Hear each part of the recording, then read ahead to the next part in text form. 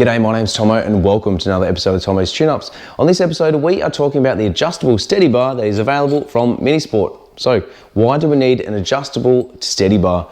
Well, if you are running, for instance, a turboed vehicle and you need that little bit of extra room to move the manifold away from the firewall, this is going to be the lifesaver that you need. Generally, they only need one of these fitted to a vehicle to be able to help pull the engine forward, but you can run two of them depending how much lean you need. You do need to make sure though that the more lean that you put on the top of the engine, the more stress it's going to put down the bottom. So make sure that the alignment of the bottom engine mounts is in the correct position, otherwise you're going to cause premature wear by twisting it prematurely and causing it to not sit in its natural home.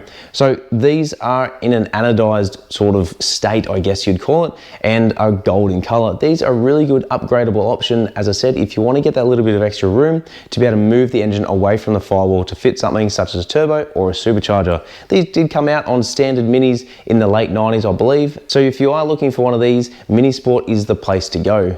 So guys, like always, check out the full range at minisport.com.au and we'll see you right here on another episode of Tomo's Tune-Ups.